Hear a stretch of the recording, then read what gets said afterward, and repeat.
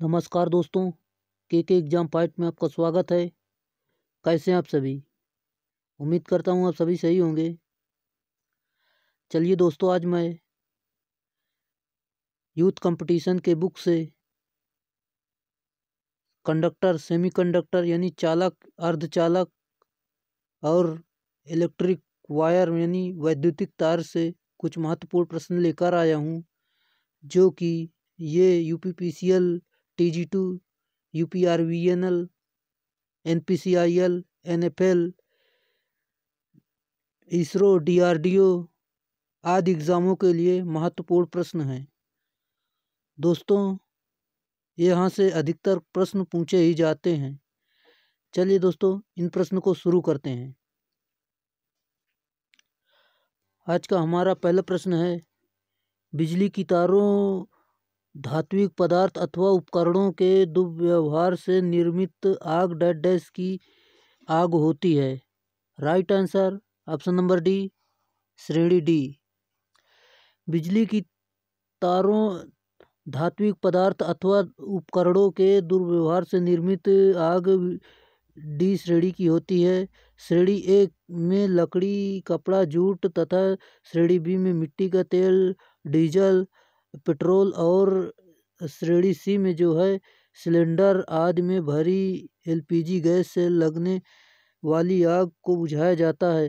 श्रेणी ए में अग्निशामक, शीतल जल तथा श्रेणी बी में झाग वाले यंत्र का एवं कार्बन डाइऑक्साइड वाले यंत्र का तथा श्रेणी सी के लिए अग्निशामक, शुष्क चूर्ण वाले यंत्र उपयुक्त रहते हैं। चलिए अगला प्रश्न,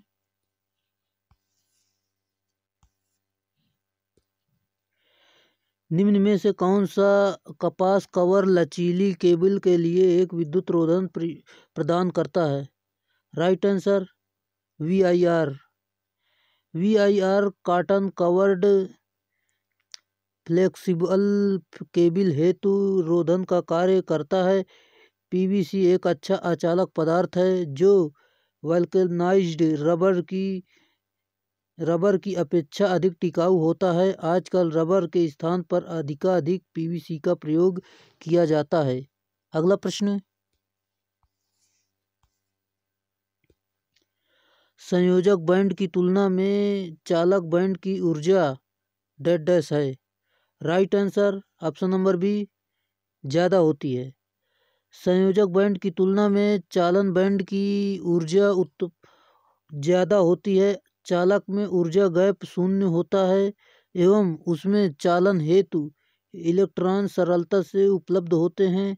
कुचालक में ऊर्जा गैप अधिक होती है, जिसके कारण संयोजन बैंड में इलेक्ट्रॉन सरलता से चालन बैंड में नहीं जा पाते हैं। अगला प्रश्न,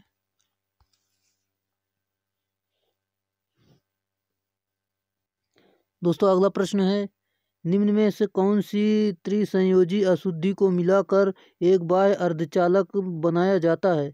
राइट आंसर ऑप्शन नंबर ए, इंडियम। चलिए इसकी व्याख्या देखते हैं।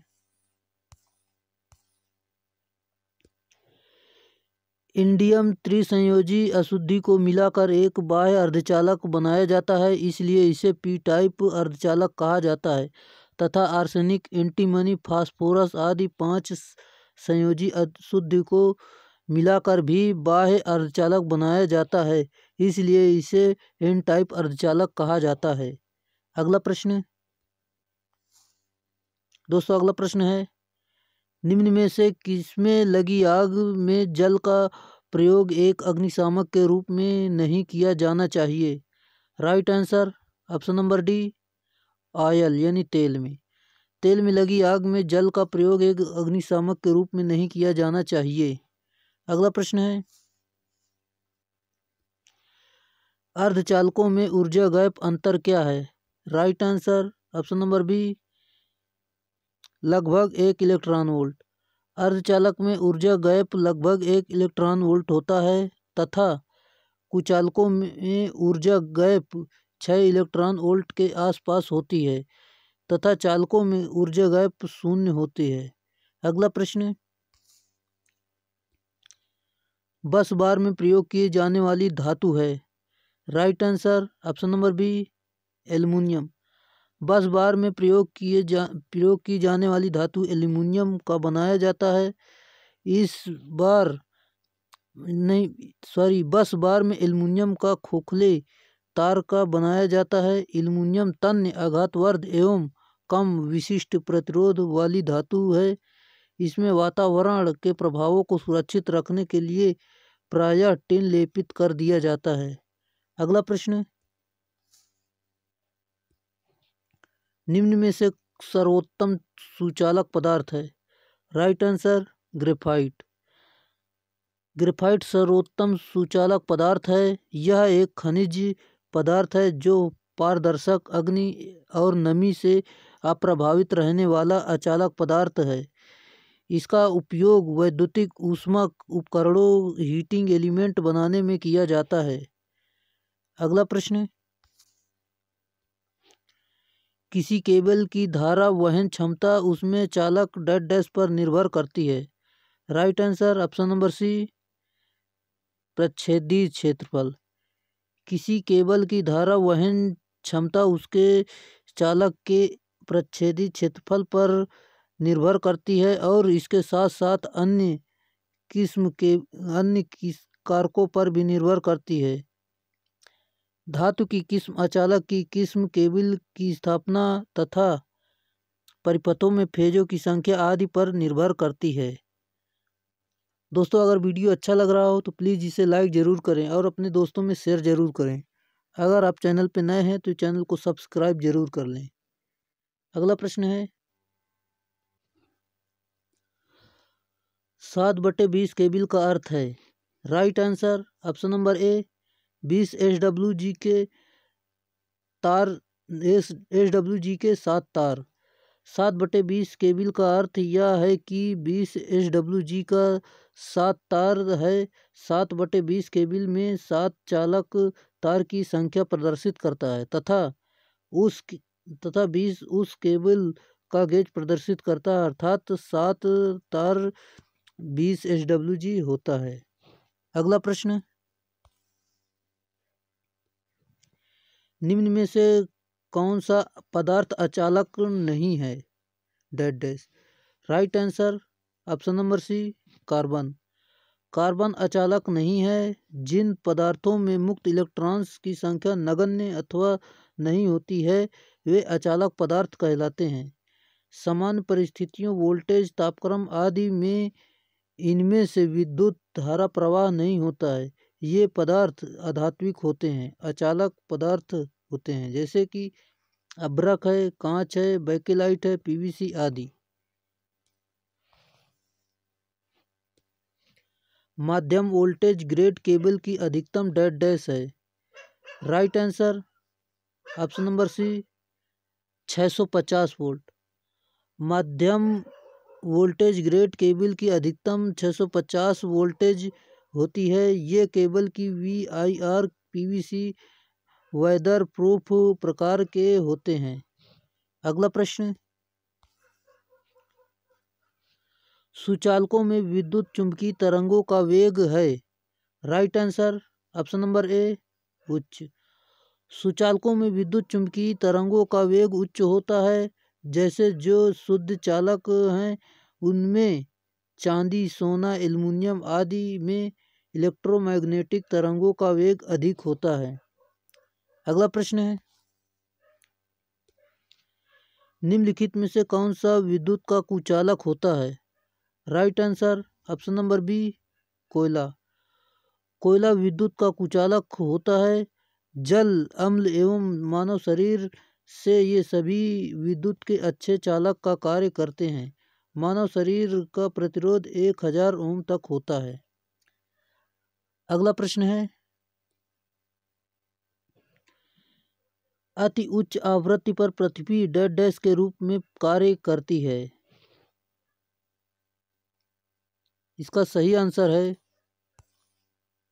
ऑप्शन नंबर बी चालक। अति उच्च आवृत्ति पर पृथ्वी चालक की भांति व्यवहार करती है तथा यदि आवृत्ति निम्न है तो यह अचालक की भांति व्यवहार करेगी। अगला प्रश्न है, अर्धचालक की परिशिष्ट विद्युत चुम्बकीयशीलता होती है। Right answer 0। अर्धचालक की विशिष्ट चुंबकशीलता 0 होती है। यह चुंबकीय प्रेरण और चुंबकीय क्षेत्र की तीव्रता के बीच मौजूद एक अनुपातिक नियतांक होता है, जैसे म्यू बराबर V/H। इसका मात्रक होता है हेनरी/मीटर। अगला प्रश्न है, निम्नलिखित में से कौन से पदार्थ का तापमान गुणांक ऋणात्मक होता है। Right answer option number B, carbon. अर्धचालक तथा कुचालक पदार्थ का तापमान गुणांक ऋणात्मक होता है। जिस पदार्थ का तापमान बढ़ाने पर उसका प्रतिरोध घटता है, उसका प्रतिरोध ताप गुणांक ऋणात्मक होता है, जैसे कि सिलिकॉन, जर्मेनियम, कार्बन, लकड़ी, प्लास्टिक इत्यादि। जिस पदार्थ का तापमान बढ़ाने पर प्रतिरोध बढ़ता है, उसका प्रतिरोध ताप गुणांक धनात्मक होता है। ऐसा केवल चालक पदार्थ में होता है, जैसे कि चालक पदार्थ आप जानते हुए होंगे, चांदी, कॉपर, सोना, एल्युमिनियम आदि होते हैं। अगला प्रश्न है, एक सुचालक की प्रतिरोधकता की इकाई डैश डैश है। Right answer option number A, ohm into metre. एक सुचालक की प्रतिरोधकता ओम इंटू मीटर होता है। प्रतिरोधकता यानी रो बराबर RA/L। प्रतिरोध का मात्रक ओम यानी क्षेत्रफल का मात्रक मीटर स्क्वायर/ मीटर। मीटर से मीटर एक कट जाएगा तो ओम इंटू मीटर इसका आ जाएगा मात्रक। अगला प्रश्न,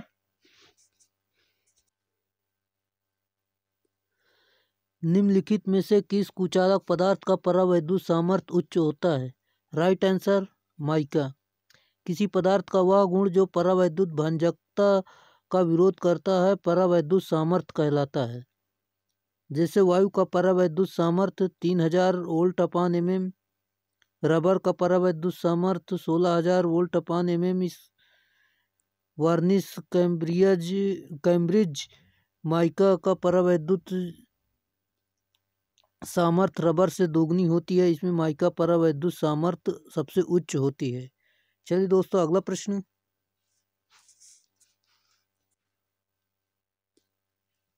एक पदार्थ की परावैद्युत शक्ति क्या है।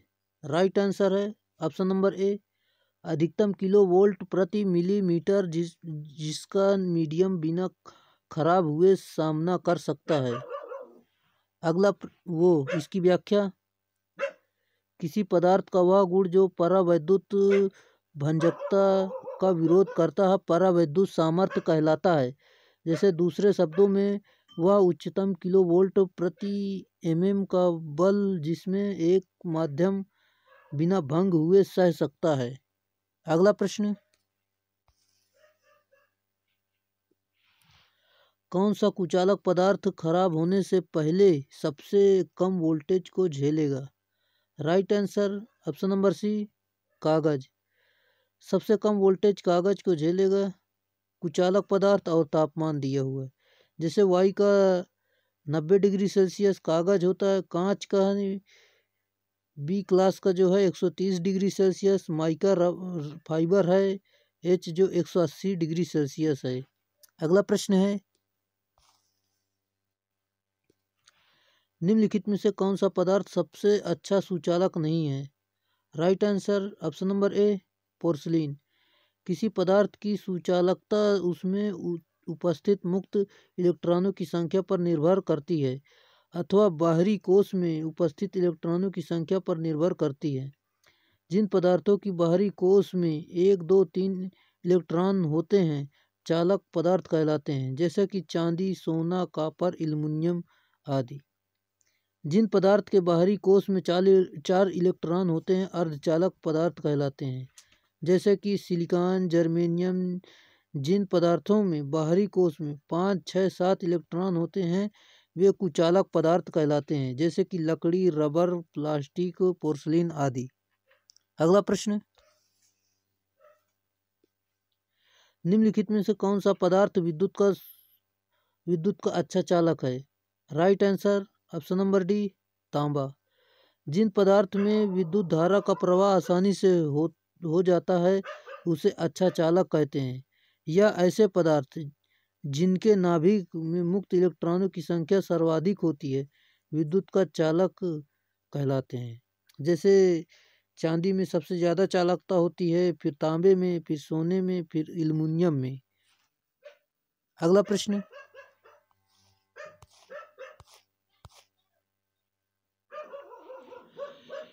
हीटिंग तत्वों के तार डैश डैश के बने होते हैं। Right answer option number C, flat nichrome. Heating तत्वों के तार फ्लैट नाइक्रोम के बने होते हैं। नाइक्रोम तार का प्रतिरोध अधिक होने के कारण अधिक हीट उत्पन्न होती है। जैसे कि हीट का फार्मूला होता है H बराबर I²RT, जहाँ की H उत्पन्न ऊष्मा और जो धारा है I से प्रदर्शित करते हैं, प्रतिरोध R समय T। अगला प्रश्न, निम्नलिखित में से कौन सा पदार्थ अच्छा सुचालक नहीं है? Right answer option number D, porcelain. Porcelain पदार्थ का एक अच्छा कुचालक होता है। पोर्सिलीन एक विशेष प्रकार के मिट्टी की होती है जिससे विभिन्न आकृतियों में ढालकर, सुखाकर तथा पकाकर विभिन्न प्रकार की अचालक वस्तुएं बनाई जाती हैं। इसका प्रयोग ओवरहेड लाइन में हेतु अचालक, fuse, kit kat, switch, heating element के लिए प्लेटें आदि बनाने में किया जाता है। अगला प्रश्न, निम्नलिखित में से कौन सा टेप मोटर कनेक्शन के लिए सबसे उपयुक्त है? राइट आंसर है option number D, varnish cambric. Motor connection करने के लिए सबसे उपयुक्त वार्निश कैम्ब्रिक टेप होता है। यह संसेचित सूती कपड़ा होता है जिस पर वार्निश की कोटिंग की जाती है। इस प्रकार के विद्युत रोधन को एम्पायर टेप के नाम से भी जाना जाता है। इसकी विद्युतशीलता 2.5 से 3.8 तक होती है। परावैद्युत सामर्थ्य 4 किलोवोल्ट mm² होती है। अगला प्रश्न,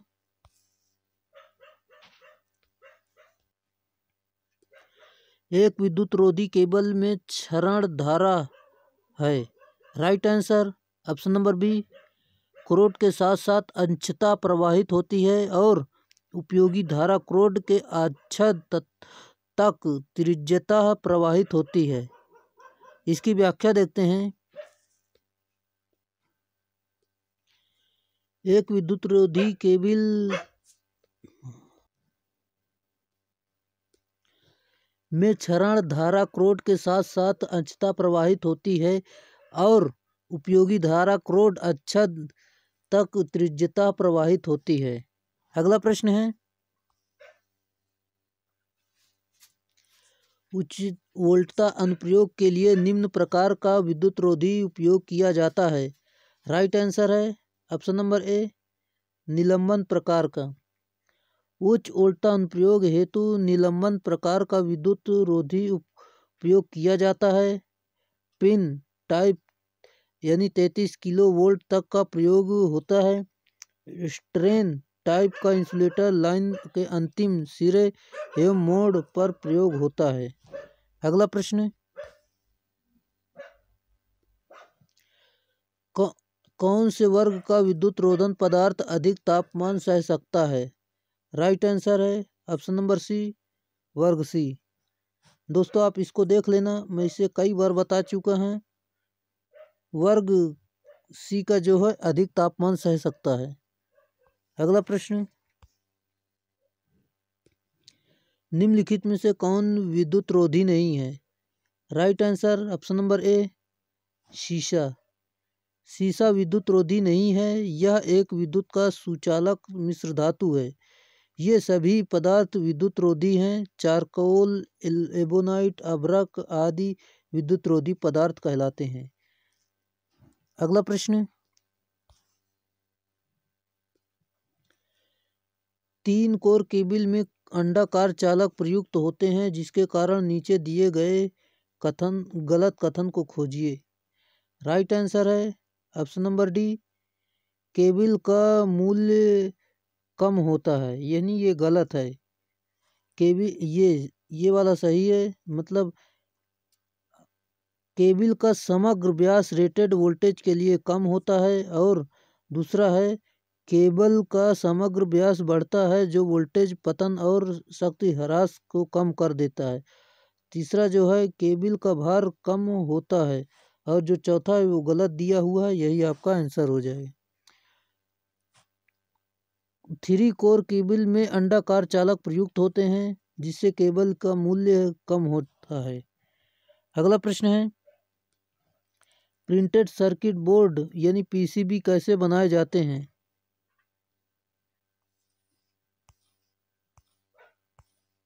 राइट आंसर है ऑप्शन नंबर बी, इलेक्ट्रोप्लेटिंग से।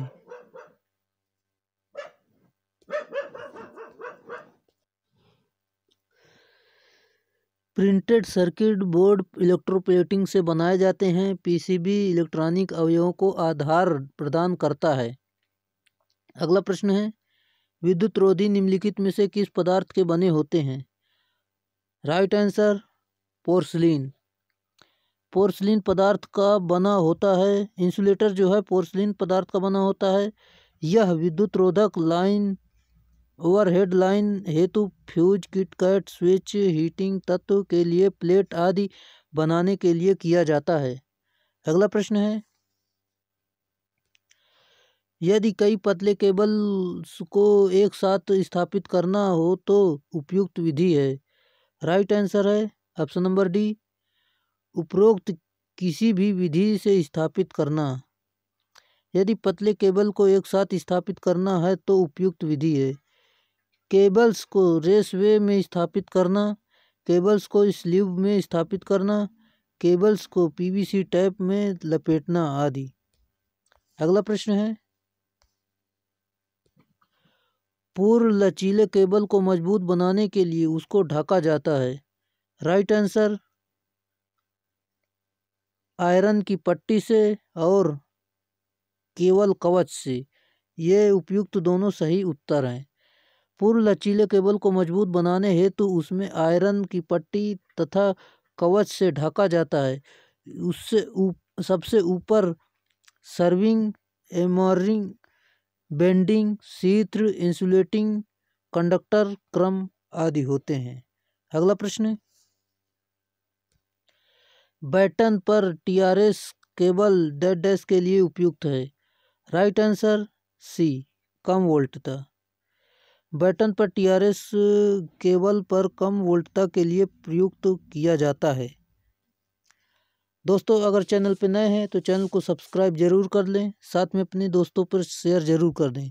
अगर वीडियो अच्छा लगा हो तो प्लीज़ इसे लाइक जरूर कर दें। इसी तरह की वीडियो पाने के लिए चैनल को सब्सक्राइब जरूर करें। आज के लिए इतना ही, फिर मिलेंगे नेक्स्ट वीडियो में। तब तक के लिए बाय।